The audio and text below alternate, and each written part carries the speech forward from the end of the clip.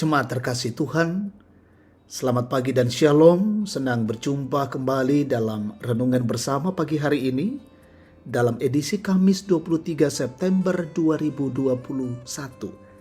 Mari kita siapkan firman dari Keluaran 18 ayat 13 sampai 27. Mari bersama kita berdoa. Bapa kekasih jiwa kami, Allah kami yang setia mengasihi kami bersyukur pagi hari ini Engkau mengaruniakan hari baru bagi kami. Kami menyambut dengan penuh rasa syukur dan sukacita. Dan pagi hari ini kami menyiapkan hati kami. Kami membuka hati kami diisi oleh firman Allah. Menjadi pegangan, menjadi pedoman dalam melangkah di hari ini. Kiranya Roh Kudus menuntun dan memimpin kami, sehingga firman Allah ini dapat kami pahami, kami mengerti, dan kami melakukannya dengan baik. Bersabdalah ya Bapa, kami siap mendengarkan firman. Dalam nama Tuhan Yesus kami berdoa. Amin. Keluaran 18 ayat 13 sampai 27. Pengangkatan hakim-hakim. Keesokan harinya duduklah Musa mengadili di antara bangsa itu. Dan bangsa itu berdiri di depan Musa dari pagi sampai petang. Ketika mertua Musa melihat segala yang dilakukannya kepada bangsa itu, berkatalah ia, "Apakah ini yang kau lakukan kepada bangsa ini?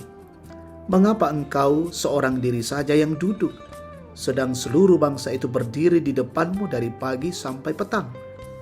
Kata Musa kepada mertuanya itu, "Sebab bangsa ini datang kepadaku untuk menanyakan petunjuk Allah. Apabila ada perkara di antara mereka, maka mereka datang kepadaku dan aku mengadili antara yang seorang dan yang lain. Lagi pula aku memberitahukan kepada mereka ketetapan-ketetapan dan keputusan-keputusan Allah." Tetapi mertua Musa menjawabnya, "Tidak baik seperti yang kau lakukan itu. Engkau akan menjadi sangat lelah, baik engkau, baik bangsa yang beserta engkau ini. Sebab pekerjaan itu terlalu berat bagimu. Takkan sanggup engkau melakukannya seorang diri saja. Jadi sekarang dengarkanlah perkataanku. Aku akan memberi nasihat kepadamu dan Allah akan menyertai engkau. Adapun engkau, wakililah bangsa itu di hadapan Allah dan kuhadapkanlah perkara-perkara mereka kepada Allah. Kemudian haruslah engkau mengajarkan kepada mereka ketetapan-ketetapan dan keputusan-keputusan, dan memberitahukan kepada mereka jalan yang harus dijalani dan pekerjaan yang harus dilakukan. Di samping itu, kau carilah dari seluruh bangsa itu orang-orang yang cakap dan takut akan Allah, orang-orang yang dapat dipercaya, dan orang yang benci kepada pengejaran suap. Tempatkanlah mereka di antara bangsa itu menjadi pemimpin 1.000 orang, pemimpin 100 orang, pemimpin 50 orang, dan pemimpin 10 orang. Dan sewaktu-waktu mereka harus mengadili di antara bangsa. Maka segala perkara yang besar haruslah dihadapkan mereka kepadamu. Tetapi segala perkara yang kecil diadili mereka sendiri.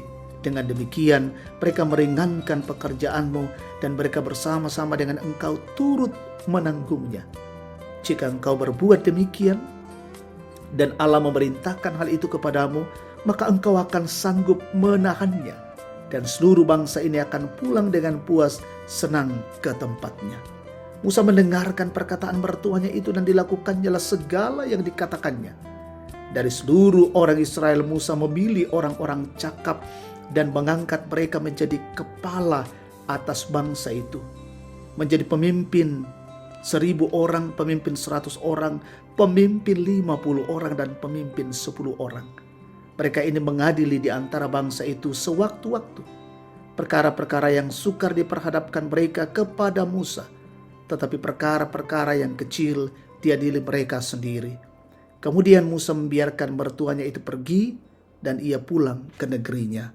Amin, firman Tuhan. Tema kita hari ini, bersabar dalam memimpin, sabara manglopian. Jemaat yang diberkati Tuhan, seberapa lamakah Anda bertahan hidup bersama dengan orang yang tak sabar? Lalu apa yang Anda lakukan jika mereka yang tak sabar itu selalu ingin menjumpai Anda. Dalam memimpin bangsa Israel yang tegar tengku, Musa berusaha memimpin mereka dengan menunjukkan sikap rendah hati sambil tetap belajar pada mertuanya. Sepanjang hari Musa bersabar menerima umat yang datang menjumpainya untuk menyampaikan dan meminta pertimbangan kepada Musa. Dalam keadaan seperti itu, Yitro memperhatikan dan sangat mengerti beban dan kelelahan yang dilihat pada diri Musa. Karena itu Yitro menyarankan kepada Musa untuk mengangkat hakim-hakim demi mengurangi bebannya. Dengan saran itu Musa melakukan apa yang dikatakan Imam Yitro untuk mengoptimalkan pelayanannya. Menjadi pemimpin dalam setiap lingkup bukanlah persoalan yang mudah, apalagi jika yang dipimpin itu masuk kategori orang yang tegar tengkuk. Tetapi jika sudah terpilih menjadi pemimpin di tempat itu, maka apakah yang kita harus lakukan? Dari Musa kita dapat belajar bagaimana ia sabar melayani dengan penuh kerendahan hati. Dari pagi sampai petang melayani keluhan rakyatnya. Dan pada sisi lain kita bisa belajar dari Yitro bagaimana meminimalkan pekerjaan dengan menentukan sejumlah orang untuk membantu dalam menyelesaikan masalah agar tidak terlalu letih.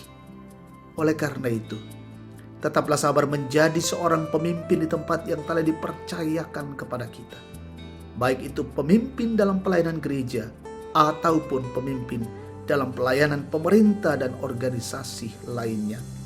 Sabar adalah kunci utama meraih kesuksesan dalam kepemimpinan.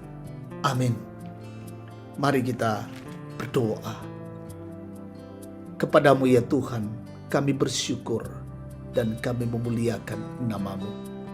Terima kasih firman-Mu boleh datang menjumpai kami, boleh memberikan pengajaran-pengajaran yang baik bagi kami, dan kami terus memiliki kesabaran yang kuat menghadapi dan menjalani hidup ini yang begitu banyak tantangan ujian, tapi kami boleh dimampukan dalam tuntunan Roh Kudus sehingga kesabaran menjadi bagian milik kami dan bertumbuh di tengah-tengah realitas kehidupan ini. Berkatilah perjalanan kami hari ini, rumah tangga, setiap jemaat-Mu, dalam berbagai aktivitas pekerjaan usaha pelayanan. Tuhan berkati.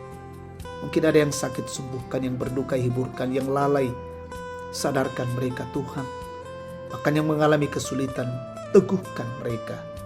Dan yang bersyukur karena ulang tahun, bersyukur karena keberhasilan dalam pendidikan, pekerjaan dan usaha, bersyukur karena sembuh dari sakit. Ya Bapa, Engkau sempurnakan sukacita anak-anak-Mu. Bahkan kami mendoakan orang tua kami yang menikmati masa-masa tua, masa-masa pensiun. Peliharakan mereka tetap sehat dan menjalani hidup dengan baik. Berkatilah pemerintah, bangsa dan negara ini, pemimpin-pemimpin kami, dikaruniakan hikmat oleh Tuhan, sehingga mereka boleh memimpin dan mengarahkan bangsa ini kepada bangsa yang sejahtera, yang menegakkan kebenaran dan keadilan. Dan juga berkati pemerintah terus memikirkan mengatasi secara maksimal bagaimana wabah ini berlalu dari hidup kami, dari bangsa ini, dari tanah ini. Dan kami berdoa semua yang mengerahkan kehidupan mereka, TNI Polri, Satgas COVID-19, relawan, semua garda terdepan, memusatkan perhatian mereka untuk mengatasi wabah COVID-19. Berkati mereka semua di lapangan, bahkan semua para petugas-petugas nakes melaksanakan vaksin di setiap daerah, di setiap kota dan kabupaten. Berkati dan berjalan dengan baik. Terima kasih Tuhan, ini doa kami, ini syukur kami bersama. Kami naikkan di dalam nama Yesus, Tuhan dan Juru Selamat. Amin. Demikian renungan bersama. Tuhan memberkati kita semua.